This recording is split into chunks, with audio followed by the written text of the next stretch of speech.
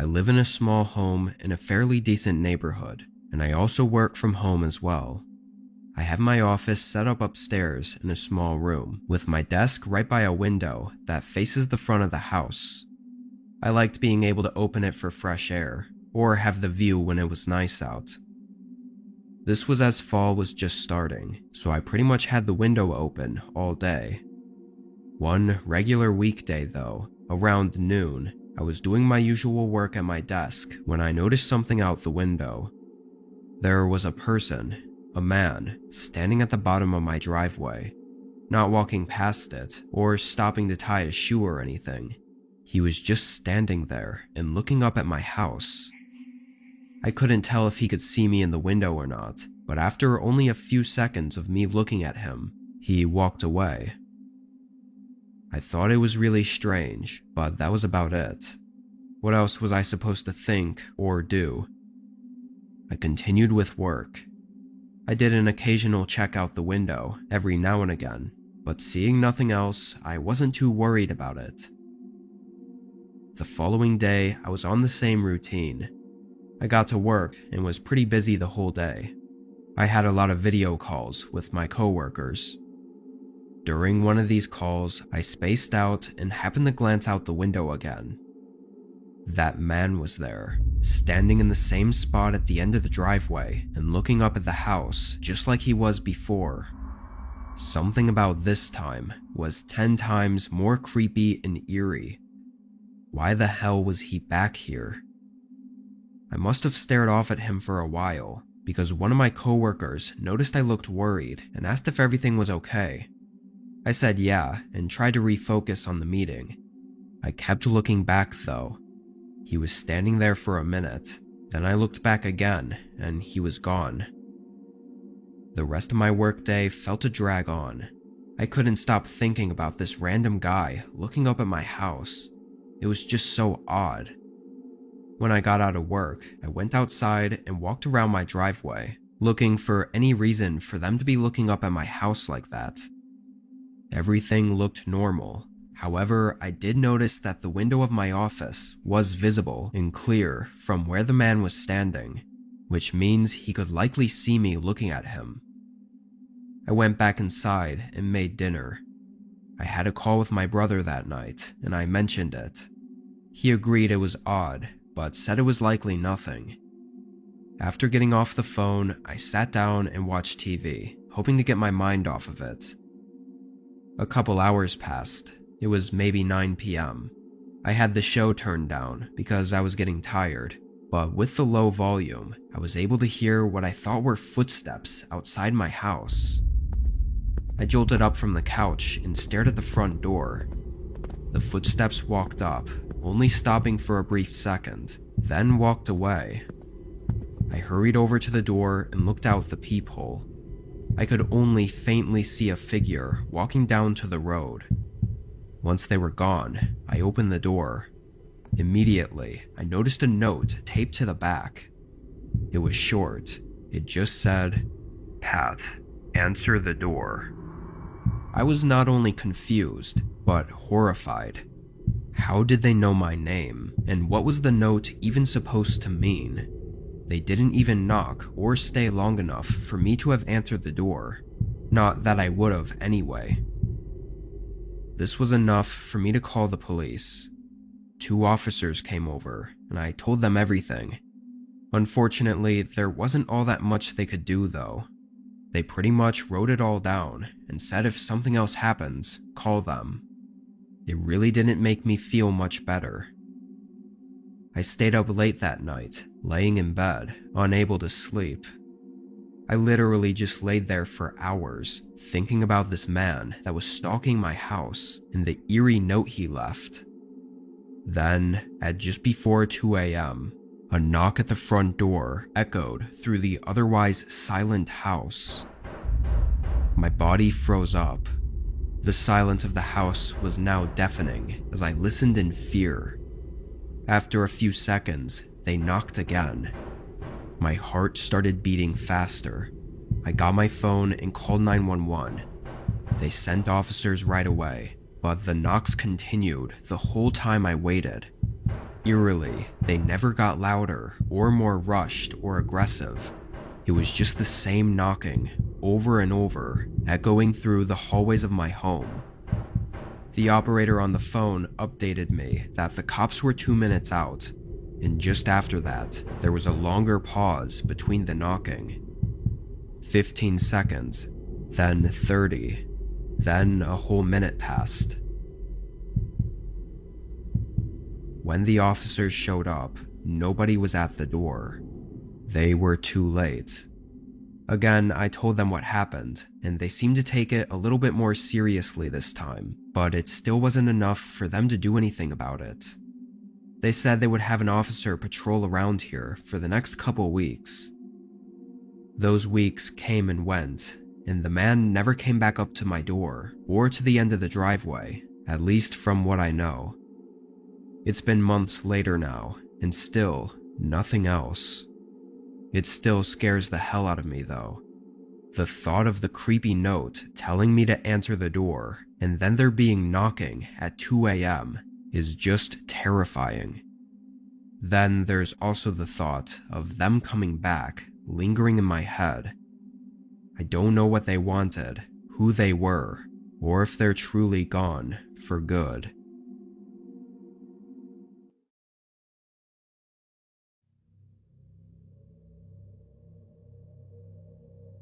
This was when I was a freshman in high school. The town I lived in was small, and I guess you could say pretty old-fashioned compared to places nowadays. It was very woodsy all around, and the buildings and houses weren't so compacted together. My home was out in the woods. My parents had a decent amount of land, and my dad had built the place with his dad. Anyway, it didn't have a real road or driveway. It was more of a dirt trail, so the school buses didn't have a stop at our place. I'd either have to walk a mile to my friend's house to get picked up, or just walk the extra distance straight to school. Usually, I just walk all the way to school. This was a typical day, as far as I could tell. I was walking down the trail from my home, enjoying the calm morning sounds of the woods, when I spotted a car up ahead. It wasn't my parents' car, or anyone else's that I knew, and it was just parked right on the trail. This trail only led to and from the house, so someone being on here was unusual. I don't know if I'd ever seen a random car here at all before this. I felt kind of uncomfortable having to pass it. There was a woman inside. She looked 35 or 40, with dark circles under her eyes and shaggy black hair. She glanced at me, but I just looked down. I could feel her eyes on me as I walked past, though. I picked up the pace and got to school. At the dinner table that night, I mentioned it to my parents, asking who it was and why they were there. Both of them looked worried and confused. They told me the woman must have just gotten lost and I shouldn't worry about it, but I could see the worry in their eyes. They dropped me off at school for the next week, which was odd because they both started work early, like 6 a.m., so they must have called in late for the entire week just to drop me off.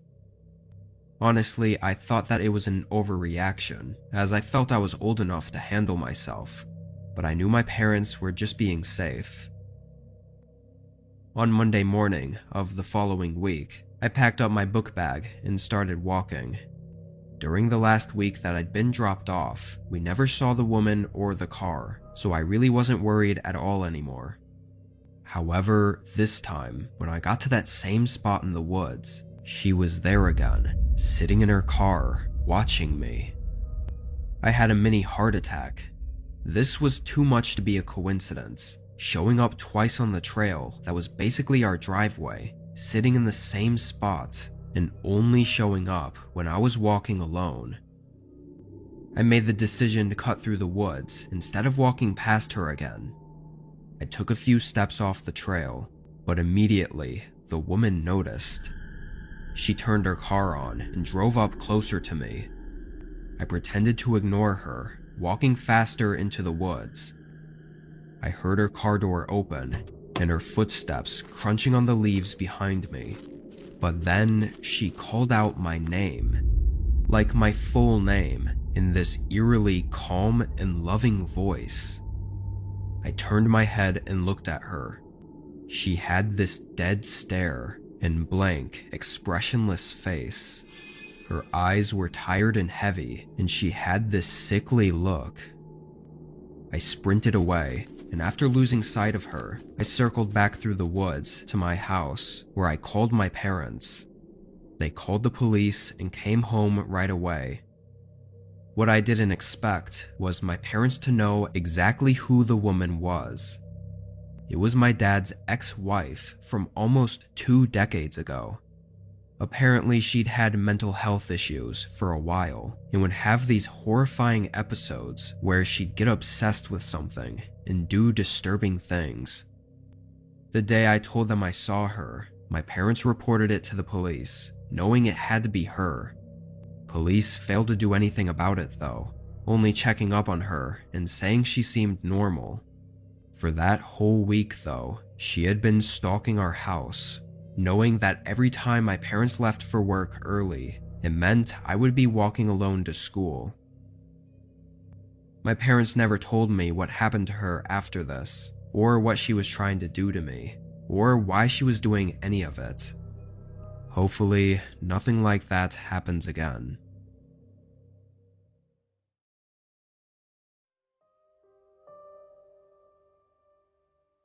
This was in 2019. I worked at a grocery store, usually closing shifts, and I lived alone in a small one-bedroom apartment. We had a lot of regulars at our store, customers that would come in all the time, and usually around the same time as well. One of these customers was a guy that came in right before closing a couple times a week. Nobody knew his name, but everybody knew of him because nobody liked customers that came in 10 minutes before the store closed. Usually being the only cashier, I'd be the one interacting with him. He was always a bit strange. He didn't talk much and always had a tired look on his face. This night, he came in as he always did, right before closing, grabbing a couple things and coming up to the register. I scanned everything, he paid, and he left. We didn't exchange any words aside from a simple greeting. 10 minutes later, I closed down the register and spent a few minutes cleaning up, clocking out and leaving at 10:15. As I walked out to my car, I noticed the man was still in the parking lot. He was standing awkwardly outside of his car with his hands at his side, just looking at the store. I got in my car and went home. I didn't have work the following day, so I stayed up a bit later than usual. I didn't get into bed until probably 1 a.m. Only moments after getting under the covers though, a bright light glared into my bedroom through one of the windows. I thought it was a neighbor pulling in, so I didn't really care about it.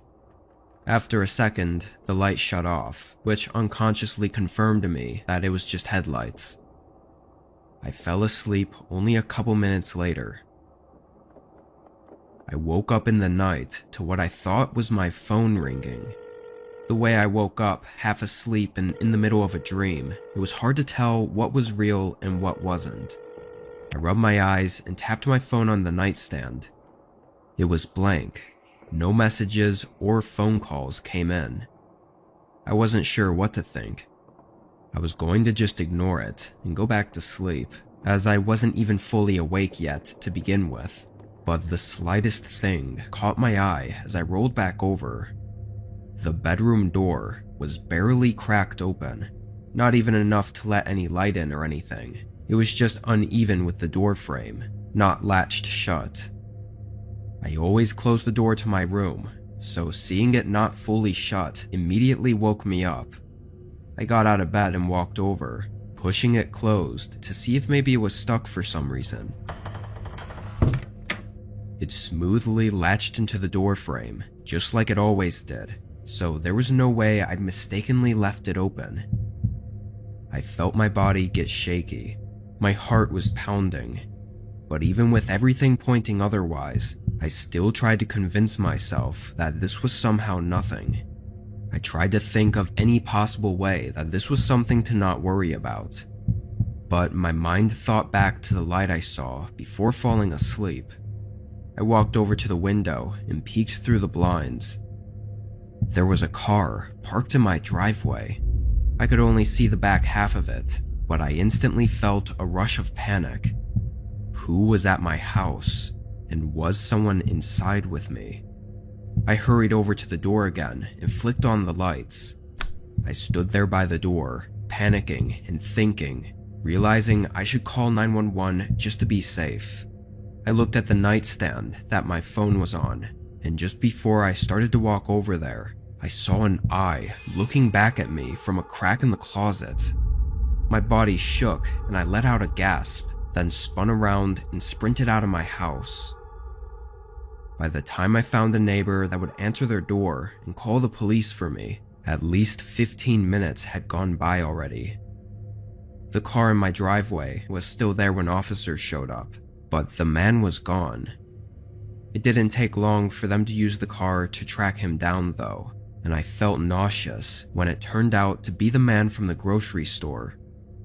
His reasonings for everything didn't make any sense, but it was clear he'd had his eye on me for a while now, and he was not mentally well. I think the only reason I'd woken up that night was because the man's phone rang while he was hiding, and he silenced it just as I woke up. If not for that, I don't know what would have happened to me, or if I'd even be here right now.